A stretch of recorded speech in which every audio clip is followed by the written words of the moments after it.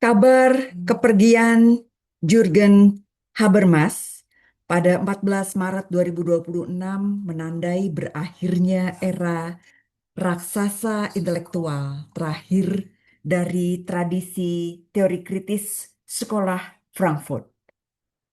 Habermas bukan sekedar akademisi, dia adalah hati nurani moral Jerman pasca perang yang mendedikasikan hidupnya untuk memastikan bahwa horor fasisme tidak akan pernah terulang melalui kekuatan komunikasi dan demokrasi. Teori tindakan komunikatif adalah warisan intelektual dari sang filsuf. Habermas paling dikenal karena gagasannya tentang ruang publik, the public sphere. Dia berpendapat bahwa demokrasi yang sehat bergantung pada kemampuan warga negara untuk berdebat secara rasional tanpa paksaan. Tindakan komunikatif dikontraskan dengan strategis. Habermas membedakan antara komunikasi yang bertujuan untuk mencapai pemahaman bersama atau komunikatif dengan komunikasi yang hanya bertujuan untuk memanipulasi orang lain demi keuntungan pribadi atau strategis. Tindakan komunikatif yang ditujukan untuk mencapai pemahaman bersama atau komunikatif itu jauh lebih mulia daripada kepentingan strategis, yaitu komunikasi yang ditujukan untuk memanipulasi orang lain demi keuntungan pribadi. Secara etika diskusi, ini merumuskan situasi ucapan ideal di mana setiap individu memiliki kesempatan yang sama untuk berbicara dan hanya kekuatan argumen yang lebih baik yang boleh menang. Jürgen Habermas juga membahas tentang patriotisme konstitusional. Salah satu kontribusi politik terbesar dari Jürgen Habermas adalah konsep patriotisme konstitusional. Di negara seperti Jerman yang memiliki sejarah kelam dengan nasionalisme berbasis etnis, darah dan tanah, Habermas menawarkan alternatif. Kesetiaan warga negara tidak boleh didasarkan pada identitas nasional yang sempit, melainkan pada prinsip-prinsip demokrasi dan hak asasi manusia yang termaktub dalam konstitusi. Konsep ini menjadi fondasi bagi integrasi Eropa, di mana dia membayangkan warga Uni Eropa yang bersatu di bawah nilai-nilai hukum, bukan sekedar identitas budaya. Respon global terhadap kematian Jürgen Habermas, berbagai media internasional dan tokoh intelektual memberikan penghormatan terakhir yang menyoroti relevansi pemikirannya di tengah krisis kebenaran atau post-truth yang saat ini sedang berkelana di dalam kehidupan kita. Ada seseorang dari Prancis, Le Monde, dia menyebut sebagai arsitek jembatan Eropa. Baginya, Jürgen Habermas adalah arsitek jembatan Eropa yang mencoba menyatukan filsuf Anglo-Amerika analitis dan filsafat kontinental Eropa. The New York Times menekankan perannya dalam menentang kembalinya populisme sayap kanan. Habermas dipandang sebagai pembela terakhir proyek pencerahan yang percaya bahwa manusia bisa menjadi lebih baik melalui nalar atau akar budi. Kanselir Jerman dalam pernyataan resminya, pemerintah Jerman menyebut Habermas sebagai kompas moral yang tidak pernah lelah mengingatkan pentingnya debat publik yang beradab. Kemudian secara kehidupan pribadi, Habermas lahir dengan keterbatasan fisik sebagai inspirasi, yaitu beliau bibirnya sumbing.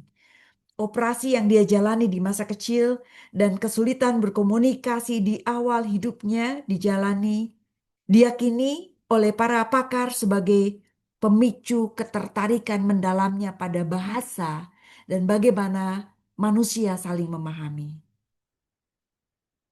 Jürgen Habermas tetap memiliki produktivitas di usia senja, berbeda dengan banyak pemikir yang berhenti berkarya di usia 70-an. Habermas menerbitkan buku setebal 1.700 halaman sejarah filsafat pada usia 90 tahun. Ini membuktikan ketajaman intelektualnya yang tidak pudar oleh usia. Keputusannya menolak penghargaan dari UAE, dari Sheikh Zayed Book Award pada tahun 2021 menegaskan bahwa dia bukan filsuf menara gading. Dia mempraktekkan apa yang dia khutbahkan mengenai kebebasan dan demokrasi. Sekilas tentang gagasan utama dari Jürgen Habermas.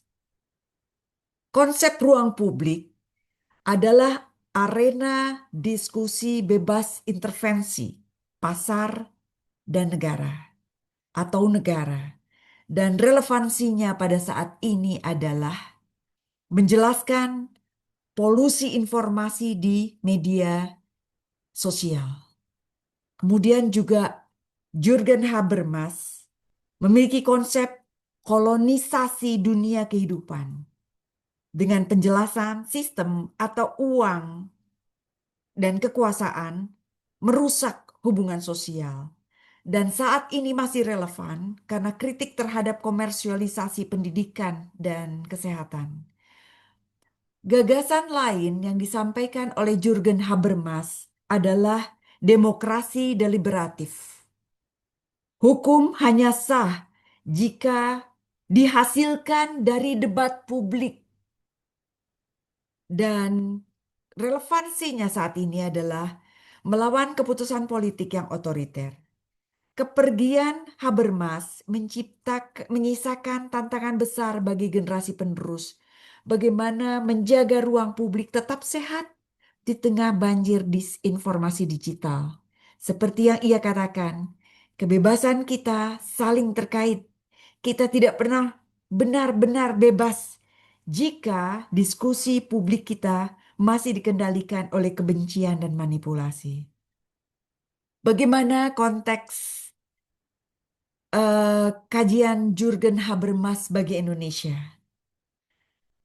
Kajian Jürgen Habermas punya relevansi yang sangat kuat untuk membedah dinamika politik, komunikasi politik di Indonesia, terutama dalam transisi di era otoriter ke era digital saat ini.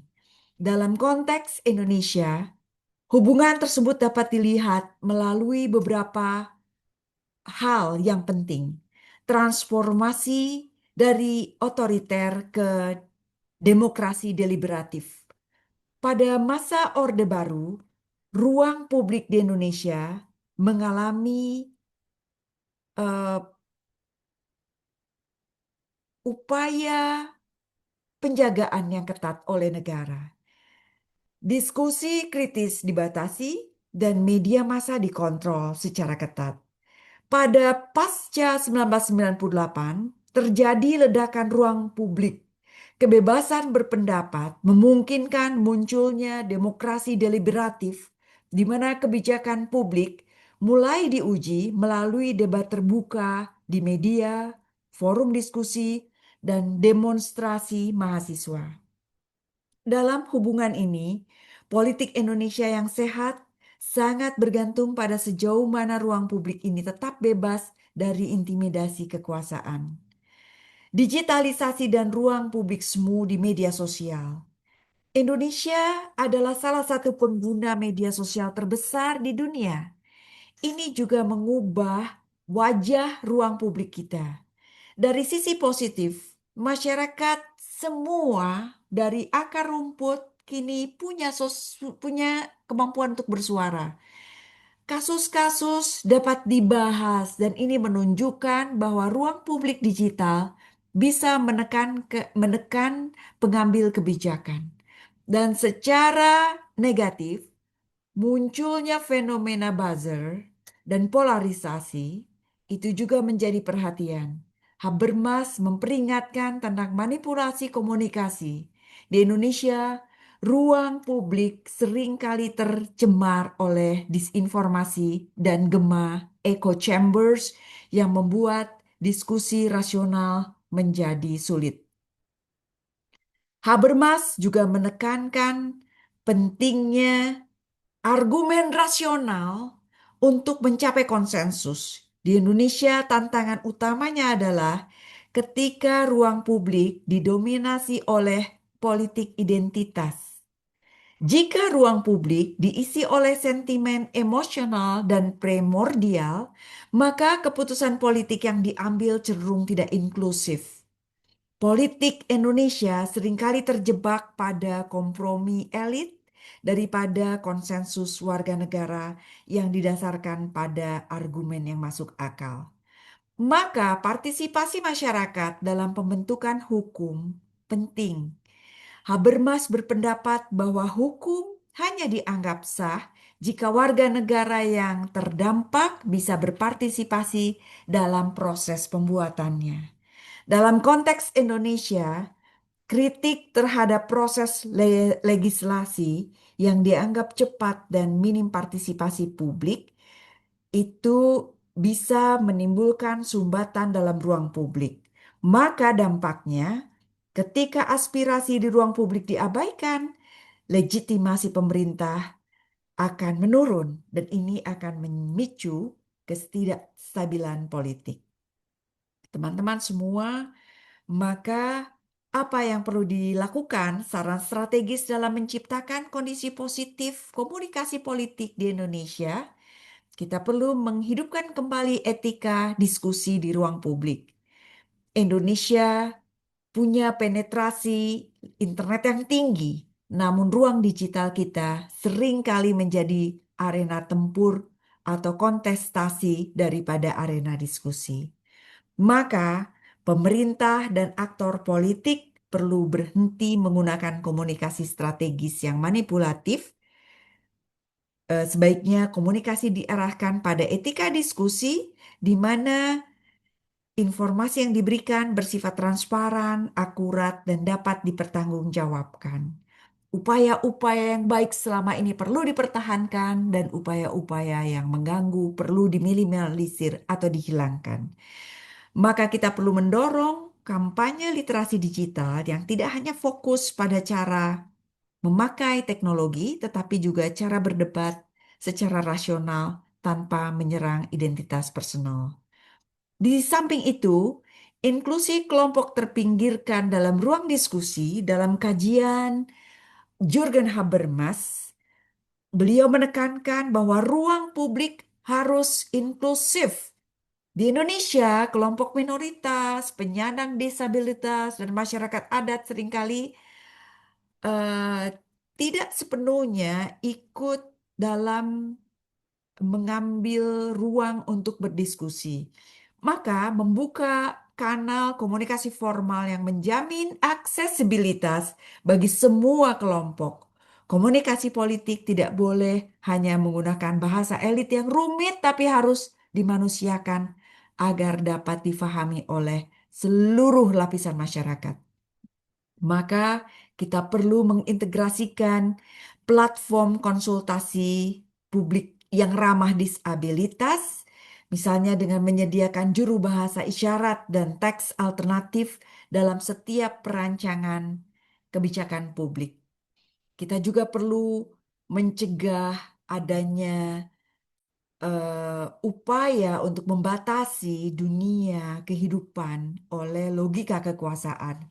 Salah satu kekhawatiran terbesar dari Habermas adalah ketika sistem kekuasaan politik dan uang menjajah dunia kehidupan, nilai-nilai sosial, budaya, dan komunikasi sehari-hari, maka kita perlu menjaga independensi institusi pendidikan dan media massa dari pengaruh afiliasi partai politik. Jika media massa dimiliki oleh tokoh politik, maka ruang publik akan terdistorsi menjadi ruang propaganda. Memperkuat peran media publik seperti RRI, TVRI, dan jurnalisme warga yang independen menjadi penyeimbang literasi di media yang terafiliasi politik. Kita juga perlu transformasi dari demokrasi seremonial ke demokrasi deliberatif. Rekan-rekan semua, politik Indonesia juga perlu memperhatikan tentang seremoni yang tanpa proses diskusi yang mendalam di sela-sela periode-periode tersebut.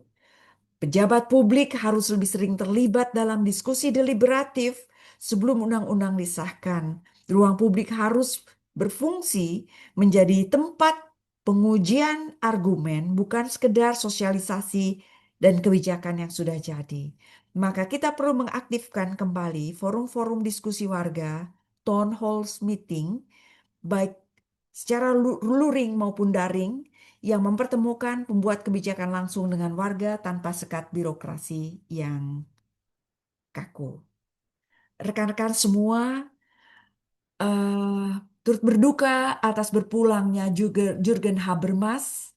Beliau adalah tokoh yang luar biasa. RIP Jurgen Habermas dari 18 Juni 2029 hingga 14 Maret 2026.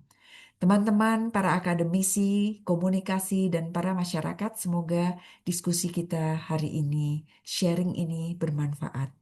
Terima kasih.